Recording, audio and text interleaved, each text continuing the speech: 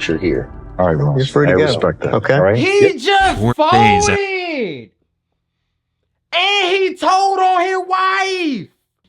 Alright, man. What it do, YouTube? It's your boy Key coming at y'all boys with a brand new video. And today, we finna go ahead and hop into another one. Now, with that being said, y'all already know I need y'all to like, comment, and subscribe. Get in that comment box. Tell me how y'all felt about this video. And with that being said, man, let's check it out. Hey, are you Ross? I'm Tyler Duncan. I'm with Anderson County Sheriff's Office. This is Steve. How you doing? This is Ross Velarde. Look at him. Look at him. He said, y'all who? Boy, I wouldn't even open the door. They got, bro, well, you can kind of look at him and see that they ain't no regular people. But it's he went from being sleepy to woke up quick as hell. He and his wife Amy have been living with a terrifying secret that these detectives are about to expose. I got assigned the case about the homicide that happened in Pendleton in 2015. We'd like to talk to you. Amy's parents, Mike and Kathy, as well as Amy's grandmothers, Barbara and Violet, were brutally murdered inside their own home in 2015, leaving police with the grueling task of solving a quadruple homicide. Ain't no way. As family members, we want answers. But unbeknownst to everyone, Ross and Amy were the killers all along. Bro, no way you took out your parents and your grandparents?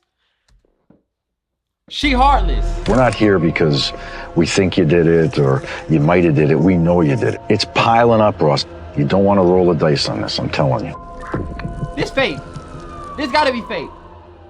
On November 1st, 2015, Mike and Kathy Hold on, Scott bro, alongside... Police ain't gonna tell you that. They're not gonna do that. But these aren't police, they're investigators. So they might know a little something. Hold on.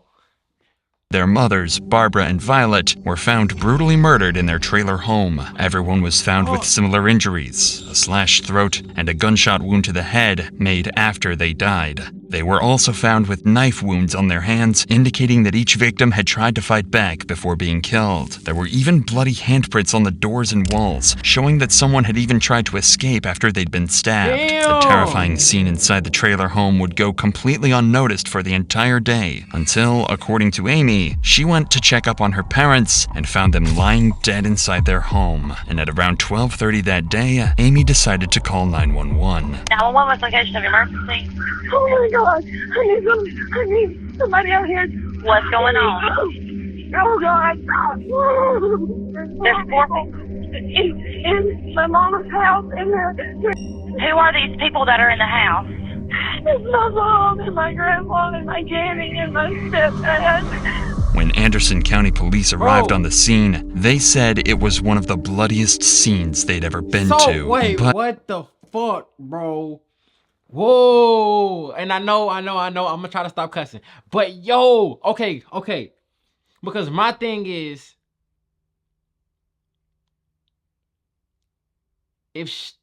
hold on. We gotta see. Something was I don't off. want to say it just Detectives yet. noted no signs of forced entry Exactly. and thought it couldn't have been a robbery as there were multiple valuable items left in plain sight inside the home. This made 2 things clear to detectives. Whoever was responsible was allowed inside the home before the acts, and that they only had one thing on their mind: murder.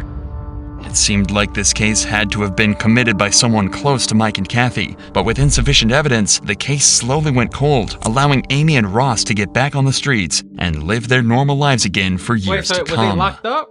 But police always had their suspicions about this case, and were never Because, comfortable bro, letting... People don't think about that shit. Like, bro, I know from watching these videos, I ain't saying I'm finna be doing nothing crazy, but from watching these videos, bro, if I'm gonna commit a murder, I'm finna throw the police off as much as possible. I'm finna wear shoes too big for me. I'm finna break in the house even after I done did what I done did. I'm finna, like, something. You feel me? You gotta do some type of forced entry. Like, you gotta throw these folks all the way off. And they don't be thinking about that, bro. Stagnate. Amy's Facebook page showed that she constantly had fights with Kathy and Mike over her children, often calling them narcissistic, emotionally abusive, and disrespectful. Why would she What's post most disturbing that on- was a video of Ross and Kathy's fighting found on Amy's page, where Ross says something that would come back to haunt him forever. Why don't you have Grandma come out here real quick? I don't think your grandma wants to deal with this trash. Yeah, I'll show you stuff. Yep, see ya. Okay. In addition to this eerie statement from Ross, police found something that seems damning. They discovered a photo Mike had sent to a co-worker just 2 days before his death, a couple of $100 bills. And inside Amy and Ross's trailer was a neatly organized stack of $100 bills, exactly the same serial numbers as Mike's. At the time, this was all treated as circumstantial, but slowly more coincidences would begin to line up that gave police enough reason to suspect Amy and Ross as potential killers. I think it's probably the Ross dude, but she just stayed with him. But my thing about this is, and this just goes to show you another thing, why are you posting family business or any type of beef or smoke that you got on the internet? It don't make sense. I honestly don't understand why they be doing what they do. It don't make sense. In 2023, they reopened the case, nearly a decade after the events that put an end to nearly an entire family. Detectives started by launching a series of interviews with Mike and Kathy's closest peers to try and get a better picture of Amy and Ross, and see if they might have been responsible after all. They begin with Mike and Kathy's neighbor, to learn about Amy's relationship with her mom, and if he saw anything the day of the incident. With the daughter, got angry with her, and kept the children from Kathy. So tell us about that. It seemed that they really tried to help Amy a lot. And Mike and Kathy, they really took care of the kids. And it broke Kathy and Mike's heart. She just really missed the kids. Yeah, see, I told you, Miss Kathy. Two older ladies that lived there, they were used to the kids coming in and out. You think Kathy was afraid at all of Amy and Ross? No, she never expressed that. But it was always the talk of the area that Mike would go to flea markets and he would get some kind of video games that he collected. There was a good resale market for him, and that he would buy any old jewelry that had some gold in it. It was always a rumor that he kept a lot of cash and gold stuff around. Not only did Mike collect jewelry and other rare memorabilia, but it was well known in the community that Mike always had a large sum of cash with him because he feared putting money into the banking system. This made Mike a large target, especially amongst those who knew him well. I think you've got to be See, look, bro. I'm not going to sit right here and cap. Putting your money in the bank is just a holding place. I don't use banks to store money long term. I would rather put it into an investment and store my money there. But at the same time, bro, if you don't got nothing to do with it, bro, up to, like I said, the amount that the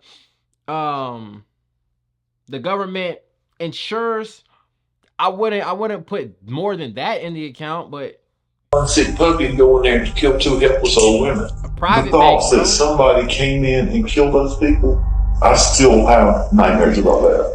This tells detectives that the murder could have been done for financial reasons, especially since this fact wasn't a secret at all. Couple this with the fact that Mike's money was currently sitting safely inside Ross and Amy's safe at home. A picture is starting to form of what might have actually happened that night. But still, nothing is certain at all, and police next head to Roxy Voorhees, an ex-employee of Amy and Ross's, who worked at their pet grooming business during the months leading up to the crime. Roxy had spoken to Amy almost every day for months before the incident, so if anyone had some information to give, it'd be her.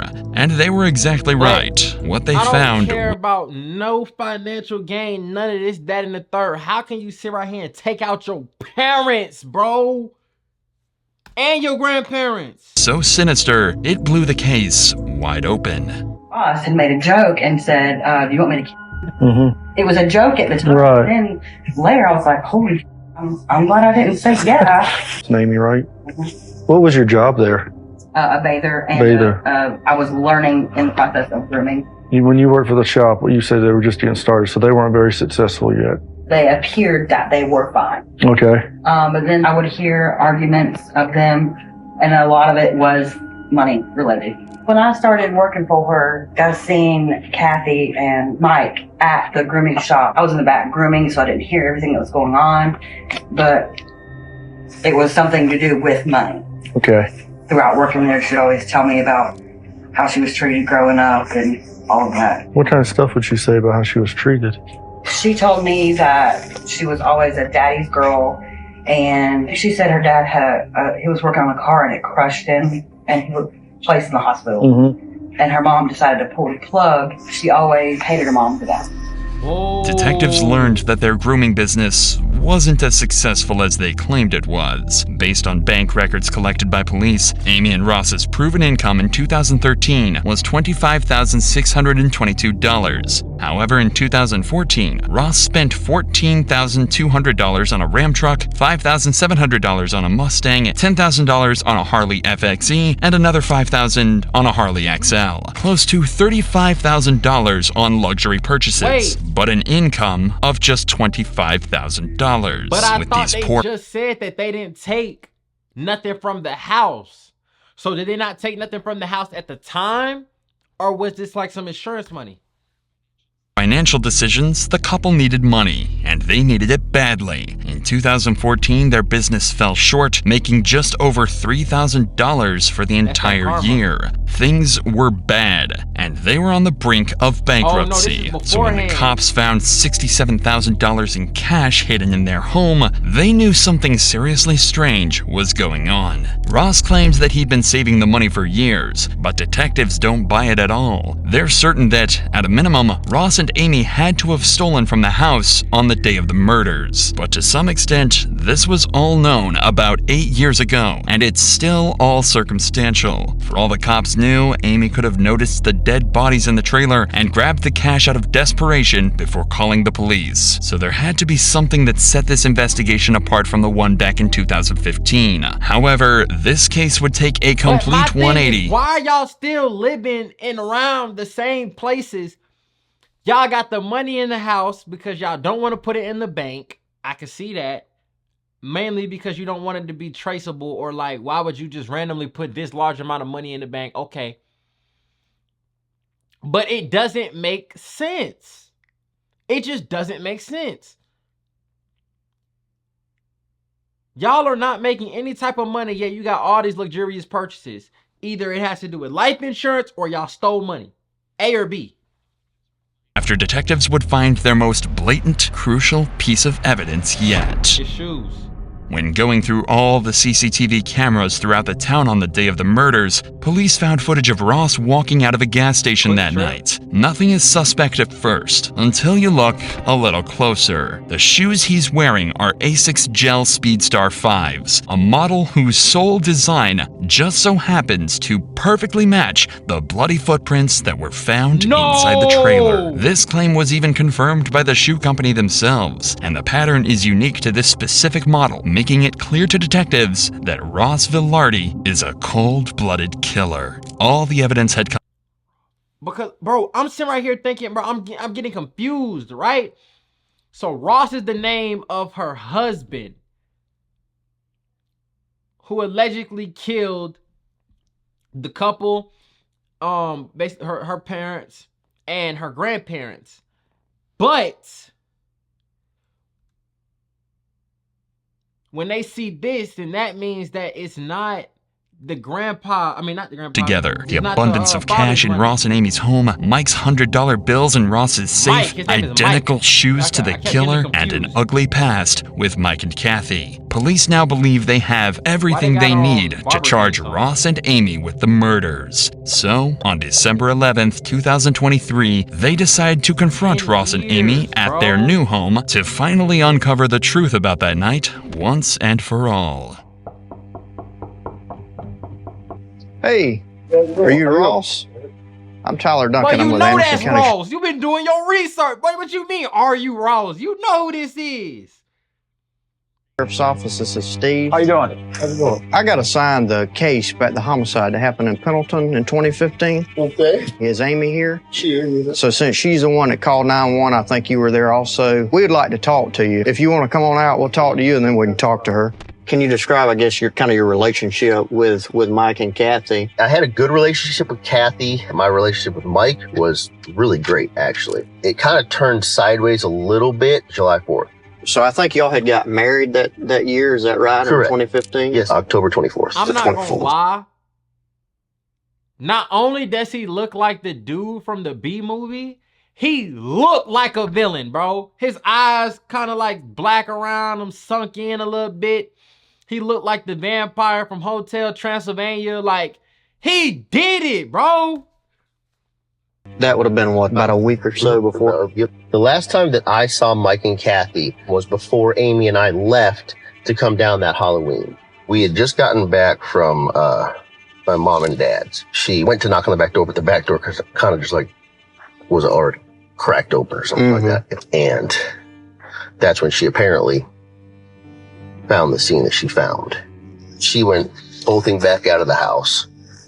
I think she called 911 before she called me, if I remember correctly. So you didn't go over to the other trailer? No. Over to Mike and Kathy's trailer? Correct. I never went in that trailer that day. So after you last seen them, you never went in their place again? Correct.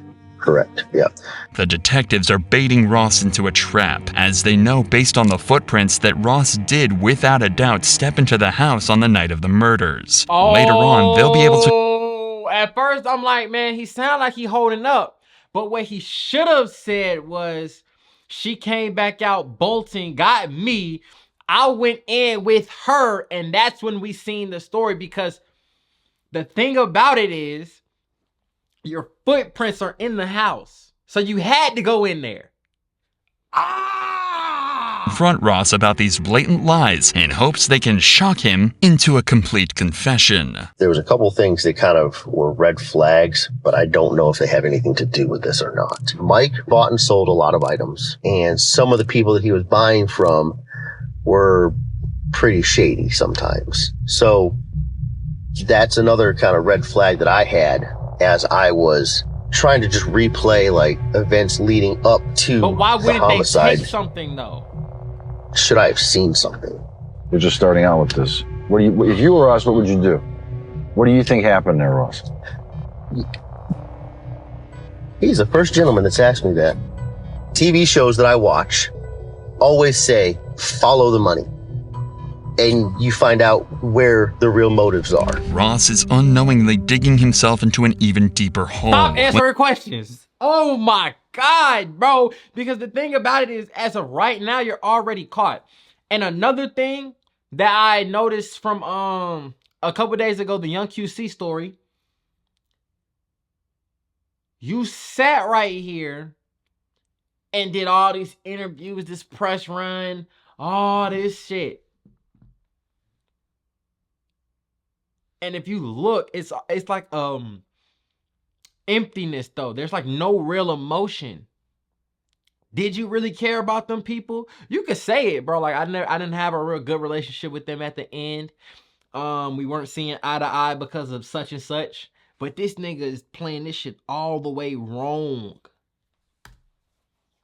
The money is traced. It leads right back to his and Amy's pockets. But there's only so much Ross can do. The police aren't telling him that he's their main suspect, so all he can do is keep on lying, devastatingly unaware that they've already unraveled his entire scheme. They destroyed our business. From January to when this happened, I made just shy of $100,000 with our mobile grooming business. As soon as this happened, with all the media coverage, all of that went away because of this. And you said you had a large amount of money in your single wide. Is that where the money came from? The money that was in our single wide in my safe, about $80,000. That was literally the savings between Amy and myself. The detectives know Ross is lying through his teeth, but for the sake of having a civil conversation with Amy, they'll hold off on confronting and accusing Ross until after their talk with Amy. Just shovel the bullshit out of that front seat right now so Amy can get in. He's the victim, you know. Oh, I got that very quickly. But follow the money. Follow the money. You could tell that he's... Yeah, I saw him. And every time he's talking, he can't look at you in the face. Yeah, that's another thing. You got a tiger by the tail here, though, buddy. Don't. Any fluctuations in your voice, eye contact, and real jittery and a lot of movements, especially if they're not like an animated person. Like you see how I'm talking right now. I already talk like this. I move my hands a little bit, kind of animated, right? Most people, they don't. They sit right here and they'll talk and they'll be still. But when they I don't know, like doing a lot of that, sometimes if they're not already that type of person, it can mean something. Thank you, dog. This is a career case, let me tell you. Wait, what'd he say? Your grandmother in the face. I know. You got a tiger by the tail here, though, buddy. Don't think you don't. This is a career case, let me tell you. I wonder how that works too, and though. then This is a little side note, but how does solving cases, especially cold cases like this, really push you somewhere? I wonder. obviously Mr. Scott and his mom. What do you remember? What can you help us with? Where should we look? Tired of this shit. Yeah, me and my therapist talk about that a lot. Obviously, you got to know finding people doesn't really leave you in the right state of mind. Can do things to you. Yes, ma'am. And then everything that ensued. I mean, honestly, I can barely remember the funerals. Ross, tell us a little bit about like the relationship. Look, she playing it right. He should have said, man, it's been so long. I don't really remember too much. This, that, and the third. She playing it right. That nigga talked too much. Like, I guess y'all in the family, something happened? We got into it around 4th of July or something with Mike, but he wasn't a nice person at all. Because I told my mom, look, I don't like it. My kids can't come over there until we straighten some stuff out. So at the time of the murders, you and your mom were back talking, everything was kind of getting patched up? Me and my mom, my mother was not a horrible person. She was prickly. She always hated her mom. So can you tell us a little bit about that weekend when her pulling the plug on her real father? Okay, cool. were you gone when you got home and you found the bodies, or what happened? Story, bro. We buried his mom, my mother-in-law, to do Halloween. We went down there, we spent the weekend. What day did y'all leave to go down? Friday night? Friday night. I drove myself quite crazy for about a couple of years there. And I've chosen to step away, and I've got to be healthy, and I've got kids. But I've one got thing I will say is, though, is not remembering exactly what day it was. That's not terrible. I mean, it's been 10 years. That one's not that big a deal. Somebody else dropped the ball on it. It's not on me anymore. Okay. Well, if we just ask Ross a couple more things, and we'll be out of here. Now that Amy has been spoken to as well, detectives are ready to drop the ball on Ross and let him know that they don't suspect him of the murders. They know he did it. A couple more things, and we're going to get out of here, okay? There was something that had come up. You remember owning a red pair of shoes?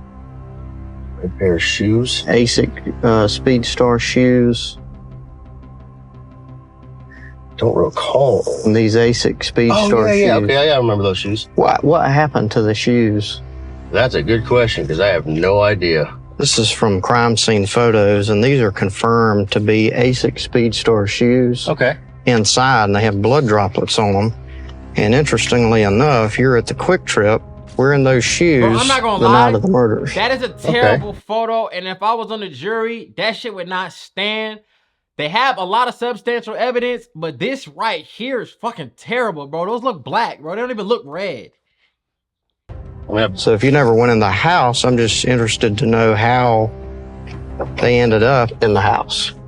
I have no idea how those shoes would have had any kind of blood on them. I mean, obviously I was wearing them at a Quick Trip on the 31st. Well, and they never found the clothes either that you were wearing. That hoodie? Mm-hmm. Let me think here. If y'all left on Halloween afternoon, but you're on video there, the timeline doesn't add up. The fact that your shoes are inside of the house in blood, that's a big problem. Again, I don't know where the shoes are at the moment, and I don't remember whatever happened to those particular shoes.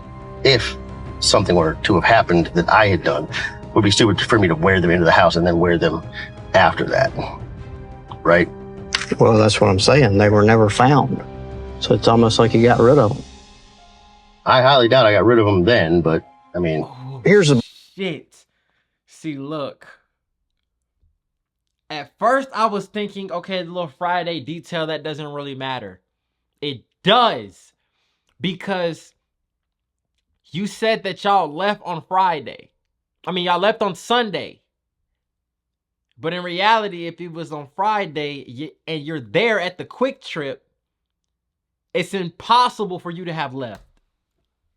line, okay? So we know what happened, and we're about to prove it. Okay. So the opportunity for you is now. If you want to look out for yourself, is to really just to tell us what happened. If this was something that Amy put you up to doing, because obviously you have the skill set to go in here and do this, and y'all did benefit from the murders, okay? Because you got a lot of money. We've been through your financials, okay? We did not get a lot of money from this. Y'all were struggling all up until the murders. The money found in your safe, there's money photos from Mike's computer that match the same serial numbers as the money that was found in the safe. So they took the So it's money. not savings. That's money that was found inside of Mike and Kathy's house that Mike was saving, and y'all took it after you killed him.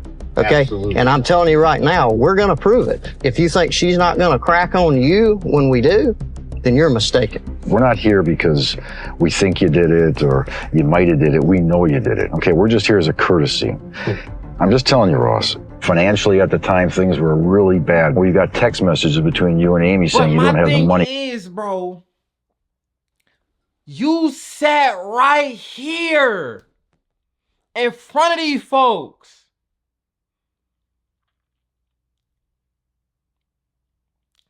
Did what you did, said what you said, bro. I would have been in Mexico, Guatemala. I would have been somewhere where they got no extradition. I would have been gone 5 years after the murders, a year after the murders.